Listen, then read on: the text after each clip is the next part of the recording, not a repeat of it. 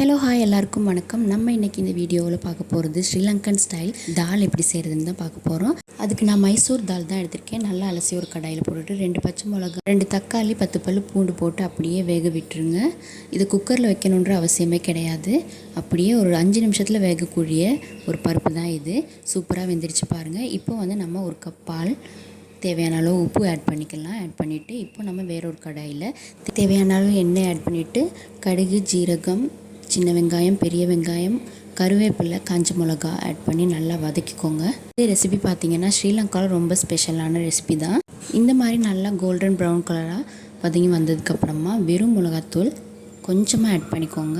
அப்புறம் மஞ்சள் பொடி, சாம்பார் பொடி, கரம் மசாலா ஆட் பண்ணிவிட்டு நல்லா அதை வதங்க விட்டுக்கோங்க. நல்லா எண்ணெய் பிரிஞ்சு வந்ததுக்கப்புறமா அந்த தாளிப்பு எடுத்து நம்ம பருப்பில் போட்டு நல்லா கலந்து விட்டுக்கிடலாம். இந்த மாதிரி கலந்து விட்டுட்டு அப்படியே ஸ்டவ்வில் கடாயை தூக்கி வச்சு ஒரு கொதி வரும்போது ஆஃப் பண்ணிடுங்க. லாஸ்ட்டாக கொஞ்சமாக நெய். சூப்பரான ஸ்ரீலங்கன் ஸ்டைல் தால் ரெடி ஆகிடுச்சு. நீங்களும்